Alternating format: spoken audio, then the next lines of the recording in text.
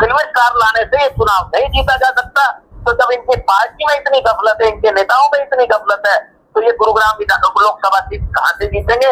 हम पिछली बार से ज्यादा वोटों से तीसरी बार ये सीट जीत रहे हैं और हो सकता है कि पूरे भारतवर्ष में अब की बार 3 सीटों में जो रिकॉर्ड कायम हो, 1, 2, 3, उसमें गुरुग्राम सीट भी 3 स्थानों में हाईएस्ट वोटों से जीती हुई सीटों में गिनती हो, ऐसा मुझे भाई। सभी दर्शकों को नमस्कार, मैं अखिलेश कुमार। आप हमारे दैनिक ब्रेकिंग के फेसबुक पेज से लाइव जुड़ चुके हैं। कई फेज के चुनाव हो चुके हैं।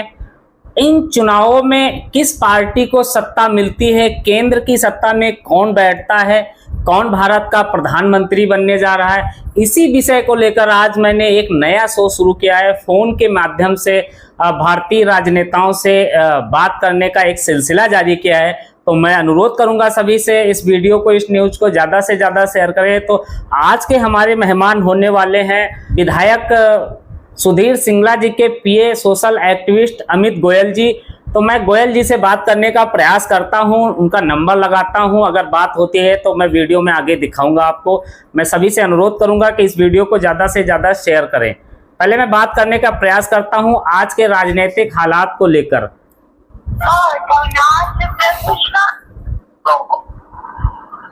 हेलो गोयल साहब, नमस्कार। नमस्कार भाई साहब। भाई साहब, आप हमारे दैनिक ब्रेकिंग के शो में आप लाइव जुड़े हो। तो पहले मैं आप सभी को बता दूं, हमारे साथ अमित गोयल जी जुड़े हैं, भारतीय जनता पार्टी नेता, सोशल एक्टिविस्ट कहूं, विधायक के पीए कहूं, पहले किस नाम से आपको संबोधित करूं? ऐसा है भाई साहब, एक कार्यकर्ता के रूप में मैं कार्य कर रहा हूं और आपने मुझे जोड़ा, उसके लिए मैं आपका दिल की गहराइयों से आभार व्यक्त करता हूं, धन्यवाद करता हूं। राम के नाम का उपयोग करके विपक्षी बता रहे हैं कि आप लोग वोट मांग रहे हो। भगवान के नाम से तो भीख मांगी जाती है, ऐसा वो लोग आरोप लगाते हैं। और दूसरा यह है कि आप विकास के नाम पे वोट मांग रहे हो या भगवान के नाम पे? देखिए, आप बहुत सीनियर जर्नलिस्ट हैं, मैं निवेदन आपसे भाई साहब, एक आप भी चुनाव को कवर कर रहे हैं। अभी तक जो फेस हमारे चुनाव के कवर हुए हैं और अभी 7 तारीख को भी अगला चुनावी चरण भी है, आपको कहीं भी आदरणीय प्रधानमंत्री जी के द्वारा या अन्य चाहे राज्य अध्यक्ष जी हो या आदरणीय गृह मंत्री जी हो, कहीं भी आपने ऐसा देखा या सुना कि कहीं भी राम मंदिर वो एक आस्था का विषय है, 500 साल की तपस्या जो कि आज फलीभूत हुई है इस धरातल पर, लेकिन कहीं भी आपने चुनाव में उस विषय को कहीं भी आपने चुनावी भाषणों में नहीं सुना होगा। ये तो एक हर एक हिंदू की इच्छा, हर वो राष्ट्रभक्त की इच्छा जो इस समय हमारे तपस्वी और यशस्वी प्रधानमंत्री आदरणीय नरेंद्र मोदी जी के एक माध्यम से एक वो सपना पीढ़ियों के बलिदान के बाद पूर्ण हुआ है, वो आस्था का विषय है, उसको आस्था का विषय रहने दीजिए। कोई भी राष्ट्रीय नेतृत्व के द्वारा किसी ने भी ये वही चुनाव प्रचार में कहीं भी राम मंदिर के नाम पे वोट नहीं मांगा। ये विपक्ष का दुष्प्रचार है, उनके पास कोई मुद्दे नहीं है, उनके लिए कहने को कोई विषय नहीं है। तो वो, क्योंकि वो आपको पता है कम्युनिस्ट विचारधारा के आदमी है, जितना विपक्ष है वो चाइना के शहर पे कार्य कर रहा है। उनका आपने जो चुनावी घोषणा पत्र है वो भी देखा होगा, वो भी सुना होगा, उनकी भी चर्चाएं आपने देखी होंगी। और मैं तो आपसे कहूंगा कि आप भी सनातन धर्म को मानने वाले हैं, आप भी इस राष्ट्र के उतने प्रति जिम्मेवार है। कहीं भी आपको, आप इतने सीनियर जर्नलिस्ट है, राम मंदिर की चर्चाएं, सिर्फ राम मंदिर का जब प्रोग्राम हुआ उसके बाद कहीं चुनावी उसके अंदर राम मंदिर की चर्चा नहीं है, कहीं कोई विषय नहीं है। वो आस्था का विषय पहले भी था और इतनी तपस्या और बलिदान के बाद आज भी वो आस्था का विषय है, वो हर हिंदू के का विषय है। इस राष्ट्र के प्रति जिनका प्यार है, जिनका स्नेह है और जो भगवान राम को मानते हैं, वो आज भी उनके प्रति उनको उनकी श्रद्धा के अनुसार देखते हैं। अमित जी, सवाल यहाँ पे उठता है, जब आप राम मंदिर के नाम का जिक्र जहाँ पे किया है हमने, तो एक जिक्र और आता है मंगलसूत्र, और पाकिस्तान की भी एंट्री हो चुकी है इस चुनाव में। प्रधानमंत्री जी ने जो जिक्र किया, पाकिस्तान का भी जिक्र किया, मंगलसूत्र का भी जिक्र किया, तो कांग्रेसी बड़े ही मतलब अजीब तरीके तर्क देते हुए प्रधानमंत्री पे ही आरोप मढ़ देते हैं कि आप समझ सकते हो मैं क्या कहना चाह रहा हूं। और जहां तक रही बात प्रधानमंत्री जी के वक्तव्य की, तो कितना % आप सपोर्ट करते हो as the Bharatiya Janata party supporter? देखिए, मैं भारतीय जनता पार्टी सपोर्टर के नाते मैं ये कहूंगा कि जो भारत का हर वो नागरिक जिनकी सनातन धर्म में एक आस्था है, एक हिंदू राष्ट्र की तरफ जो भारत देश बढ़ने जा रहा है, विश्व गुरु की तरफ एक भारत आगे बढ़ रहा है, जो आदरणीय प्रधानमंत्री, जो एक तपस्वी यशस्वी प्रधानमंत्री जिनका 10 साल का कार्यकाल इस देश में देखा है, उन्होंने इतने बड़े बड़े फैसले जो इस धरातल पर लिए हैं, और जो विपक्ष है जिनके 50 साल के राज को भी उन्होंने देखा है, उनके घोषणा पत्र को भी उन्होंने देखा है। और जैसा कि अभी वो आप देखेंगे, कभी आर्थिक सर्वे की बात करते हैं, कभी जातिगत जनगणना की बात करते हैं, कभी कम्युनिस्ट विचारधारा की बात करते हैं, कभी वो और अन्य विषयों को लाते हैं कि हम किस प्रकार हम आगे कार्य करेंगे। मुझे लगता है कि वो विषय मुझे कहने के नहीं है, वो सब आपको झलक रहा है, दिख रहा है। वो सारी विचारधारा उनकी, जैसे जैसे चुनावी माहौल आगे बढ़ रहा है, उनका वो अंदर का वो जागृत हो रहा है, और वो सारे विषय सब नजर आ रहे हैं। पाकिस्तान के भी अमित जी, राम मंदिर का किया था। अमित जी, आप जगह जगह जाके राम मंदिर का जिक्र करते हो, प्रधानमंत्री जी ने पाकिस्तान की एंट्री भी करवा दी, तो उस पे क्या कहना चाहोगे आप? विकास के नाम पे अगर बात नहीं करते तो सवाल तो खड़े होते कहीं कहीं। देखिए, आप ये देखेंगे कि भारतीय जनता पार्टी ने, आदरणीय प्रधानमंत्री जी ने पहले चरण में, दूसरे चरण में किसी प्रकार की पोलराइजेशन या कहीं आप देखेंगे बिल्कुल एक फूट भी रखते चल रहा था।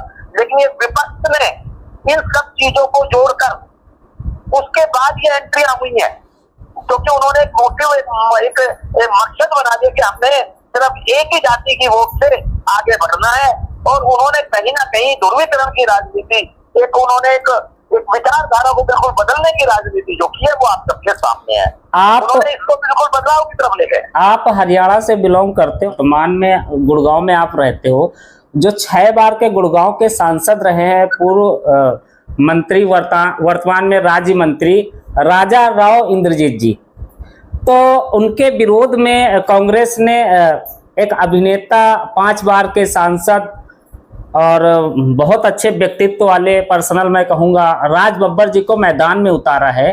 तो आप लोग कह रहे हो कि भाई ये तो पैरासूट उम्मीदवार हैं, तो उनकी तरफ से ये भी आरोप लगाए जा रहे हैं, जब प्रधानमंत्री गुजरात से आकर वाराणसी में चुनाव लड़ सकते हैं, तो राज बब्बर आगरा से आकर गुड़गांव में चुनाव क्यों नहीं लड़ सकते? और एक सवाल यह है कि रजवाड़े चले गए राजा साहब को जनता क्यों चुने, ऐसा कांग्रेस के कार्यकर्ता और नेता आरोप लगा रहे हैं। देखिए, सबसे पहले तो ये सबका विशेषाधिकार है कि चुनाव कौन कहां से लड़ता है, नहीं लड़ता है, कोई कहीं से भी लड़ सकता है। जब संविधान में ऐसी एक संरचना बनाई गई है, तो उस चुनाव को हम ये कहें कि आदरणीय प्रधानमंत्री जी बनारस से क्यों लड़ रहे हैं, ये गलत विषय होगा, या राज बब्बर जी लड़ रहे हैं, ठीक है, वो पार्टी का उनका विषय।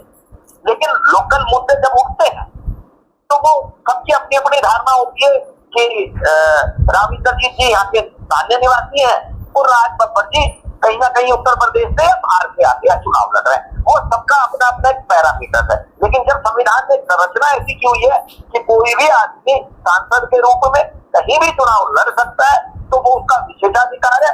उसमें आदरणीय प्रधानमंत्री जी भी आते हो, अन्य सभी आते हैं। दूसरा विषय आपने उठाया, देखिए, आज प्रधानमंत्री जी के नेतृत्व में पिछले 10 साल में राव इंद्रजीत जी ने इतना कार्य किया है।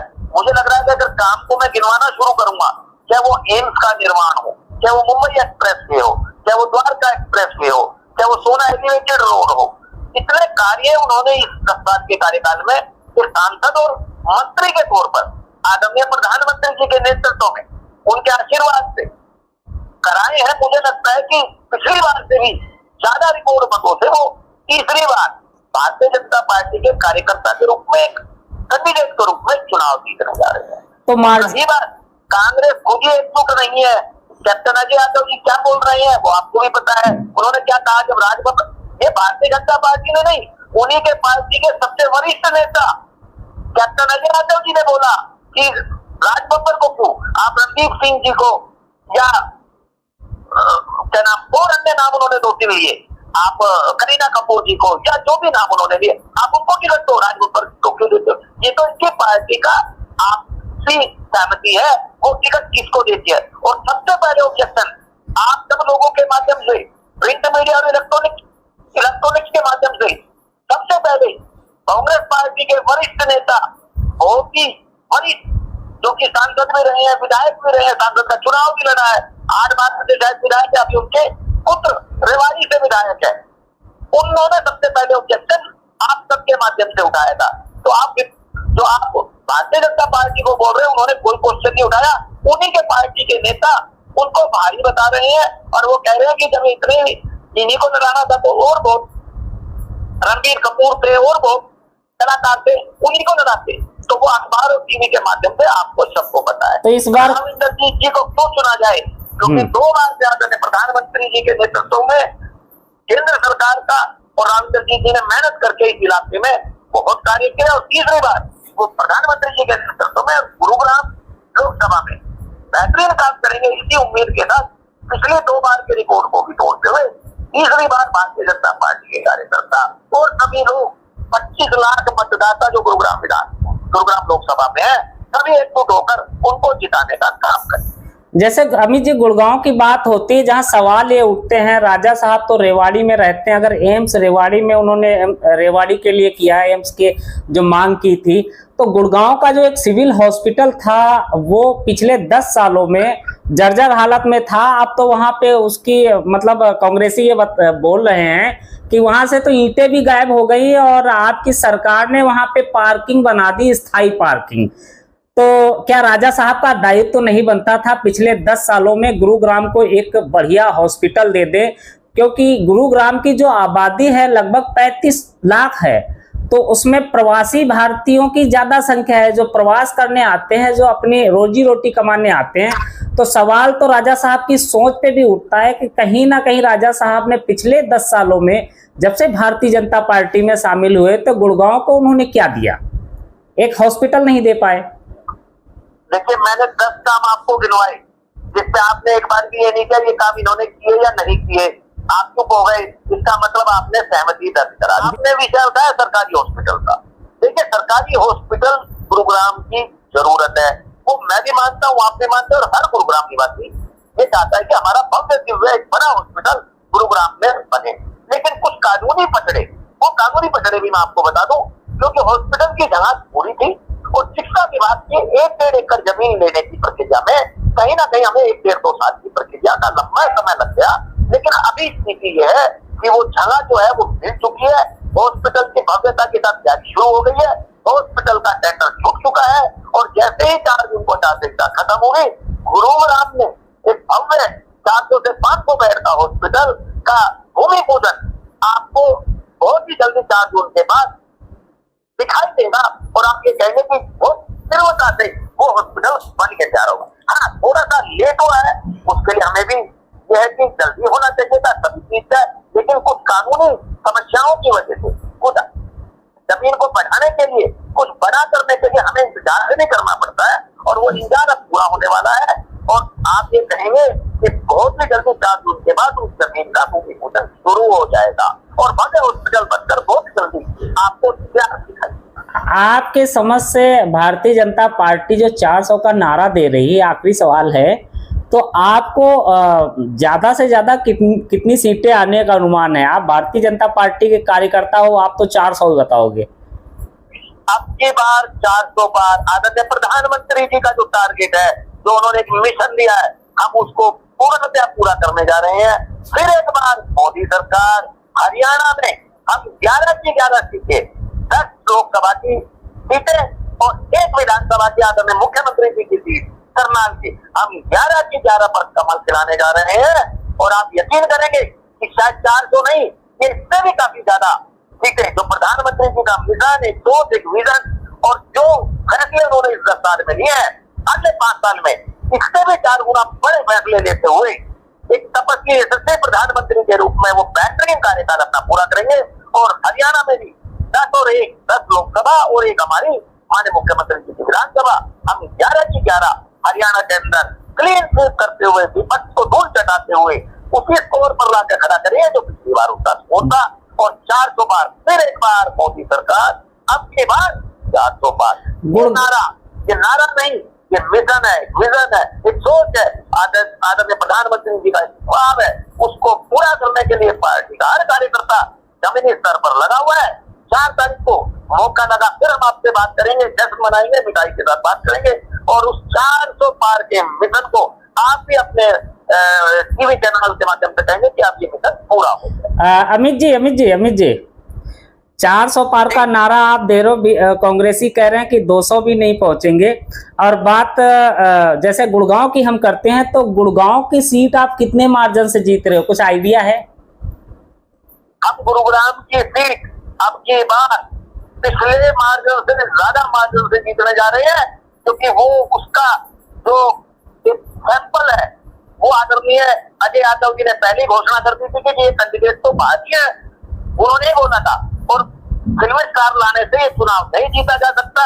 तो जब इनकी पार्टी में इतनी गफलत है, इनके नेताओं में इतनी गफलत है, तो ये गुरुग्राम लोकसभा सीट कहां से जीतेंगे? हम पिछली बार से ज्यादा वोटों से तीसरी बार ये सीट जीत रहे हैं। और हो सकता है कि पूरे भारतवर्ष में अब की बार 3 सीटों में जो रिकॉर्ड कायम हो, 1, 2, 3, उसमें गुरुग्राम सीट भी 3 स्थानों में मार्जिन के अंदर हाईएस्ट वोटों से जीती हुई सीटों में गिनती हो, ऐसा मुझे प्रतीत होता है और ऐसा होगा, ऐसा संभव है।